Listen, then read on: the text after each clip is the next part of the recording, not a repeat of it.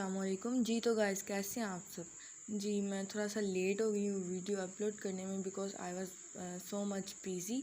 So sorry for late uploading the video. So हम start करते हैं पास्ट परफेक्ट टेंस से। पहले हमने पास्ट कॉन्टीन्यूस टेंस की बात की थी, प्रेजेंट टेंस हमने कंप्लीट कर लिया था। पास्ट टेंस में हमने पास्ट टेंस की हम बात करते, पास्ट कॉन्टीन्यूस भी हमने कर लिया था। अब हम बात करने वाले हैं पास्ट परफेक्ट टेंस की।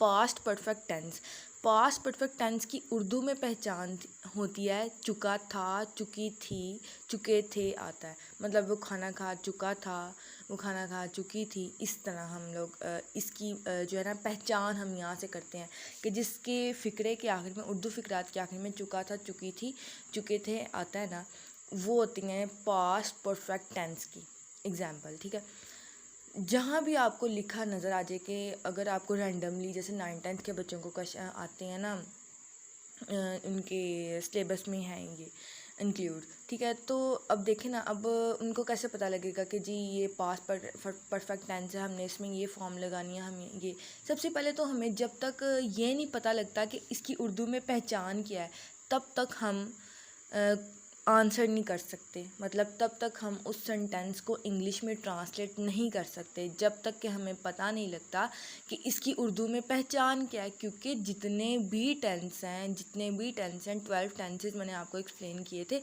जितने भी टेंस हैं वो हर टेंस दूसरे टेंस से बिल्कुल डिफरेंट है।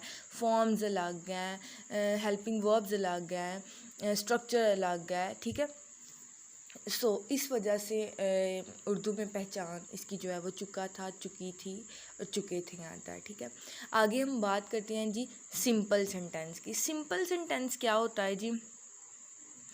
अब सिंपल सेंटेंस, अब इसमें सिंगुलर सब्जेक्ट स्ट्रक्चर और प्लूरल सब्जेक्ट स्ट्रक्चर की बात करेंगे।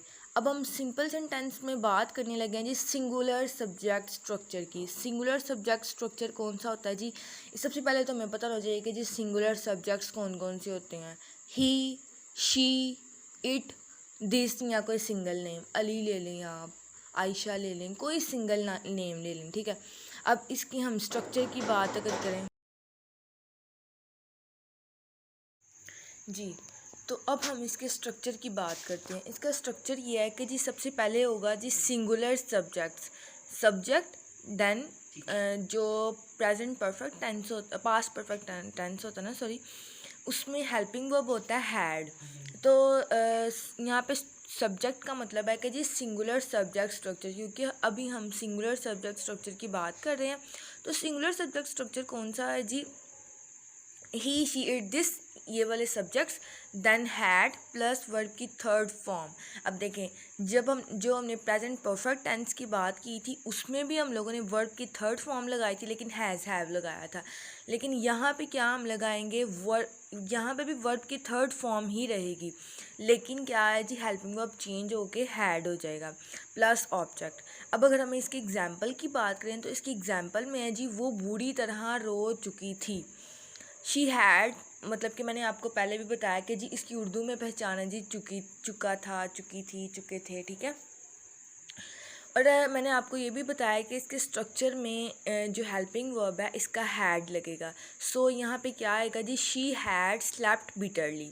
देन हम अब इसके प्लूरल सब्जेक्ट स्ट्रक्चर की बात करते हैं। तो प्लूरल सब्जेक्ट स्ट्रक्चर, सबसे पहले तो हमें पता होना चाहिए कि जी सब्जेक्ट्स कौन कौन से होते हैं। सब्जेक्ट्स कौन कौन से हैं जी? I, we, they and you, as you know, because मैंने आपको पहले भी मतलब प्रीवियस वीडियोज़ में भी ना मैं आपको एक्सप्लेन कर चुकी हूँ कि जी सिंगुलर सब्जेक्ट स्ट्रक्चर्स और प्लूरल सब्जेक्ट स्ट्रक्चर जो हैं वो कौन कौन से होते हैं।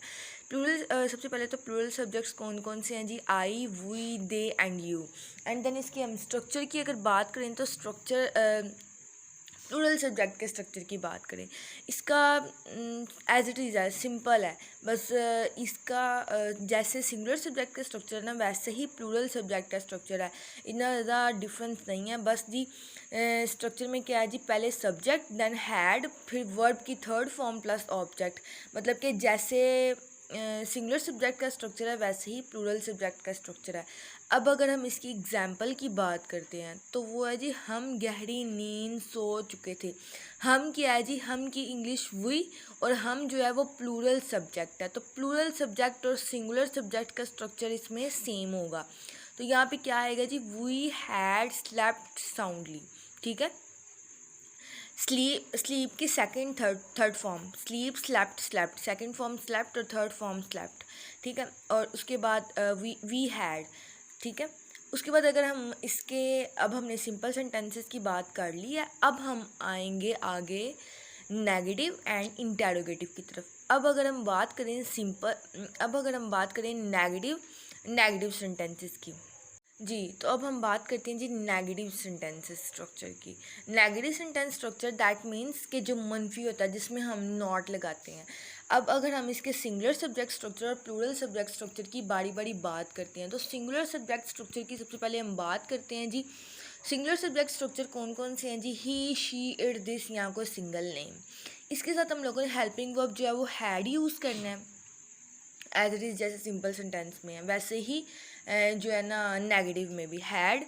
और उसके बाद सिर्फ जो इंक्रीज़ हो रहा है ना, वो नॉट का इंक्रीज़ हो रहा है कि जी हैड नॉट प्लस वर्ब की third form plus object. Verb की third form as you know कि हमने सिंपल सेंटेंसेस में भी बात की थी, और अब हम नेगेटिव में भी यही बात करेंगे कि आपने बस ये याद रखना है कि जी जो पास्ट परफेक्ट टेंस है ना, उसका जो हेल्पिंग वर्ब है ना, वो एक ही है, हैड।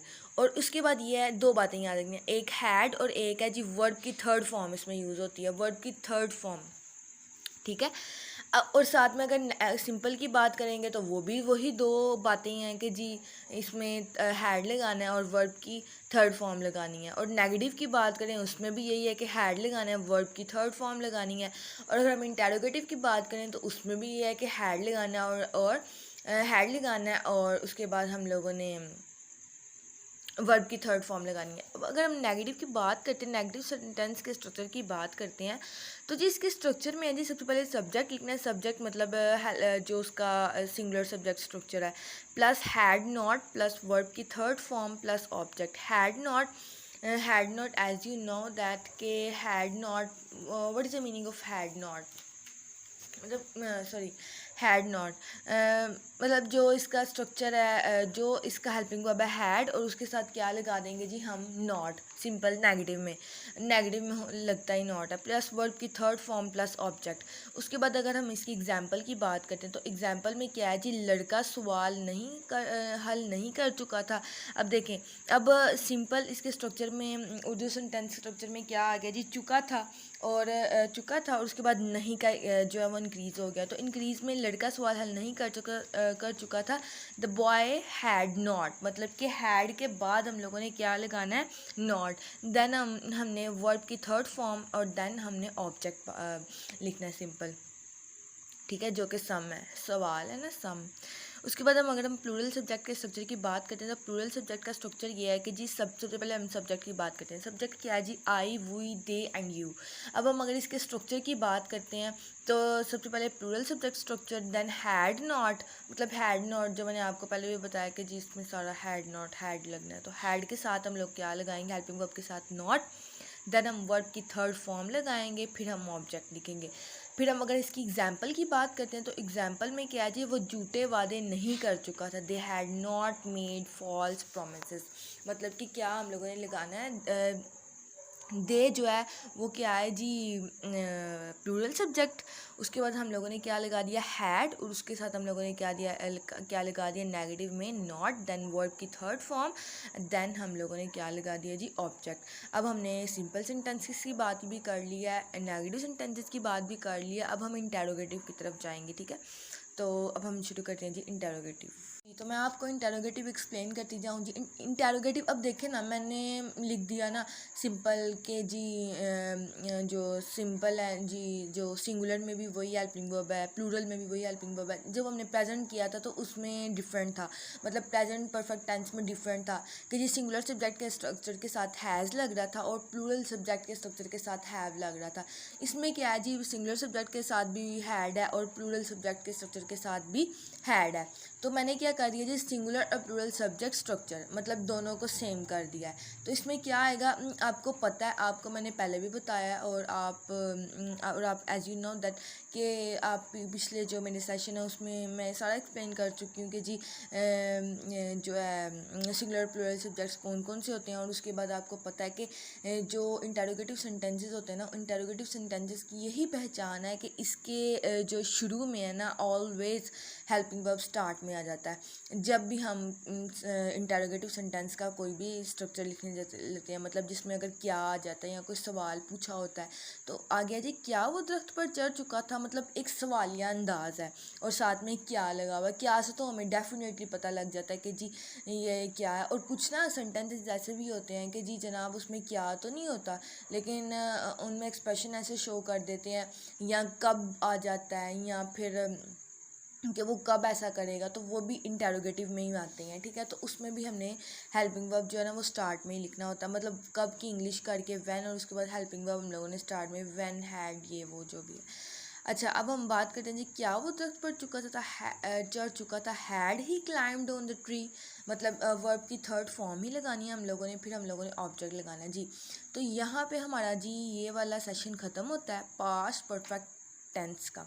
ठीक है, नेक्स्ट हम ना बात करेंगे जी उसके बाद इंशाल्लाह ताला। अब मैं डेली की वीडियोस अपलोड करती रहूँगी कि थोड़ी सी लेट हो गई थी, तो आज के बाद इंशाल्लाह डेली वीडियो अपलोड होगी। उसके बाद मैं वर्ड्स मीनिंग भी अपलोड करती हूँ, और अगर आपको मतलब आप डेली के वर्ड्स मीनिंग याद करना चाहती हैं, डेली के वर्ड्स मीनिंग, मतलब आप डेली के 5 वर्ड्स मीनिंग याद करना चाहते हैं with synonym, with antonyms, with meaning, with Urdu meaning, with English meaning, तो आप ज़रूर मेरे चैनल को जो है ना वो देखें, आप उसको सब्सक्राइब करें, लाइक करें, कमेंट करें। अगर आपको कहीं भी किसी चीज़ की कोई कमी लगती है, कोई चीज़ आपको समझ नहीं आती, तो आप मुझे कमेंट सेक्शन में ज़रूर बता सकते हैं। और बाकी मैं अब एक न्यू चीज़ स्टार्ट करने लगी हूँ, वो है जी CSS की प्रिपरेशन।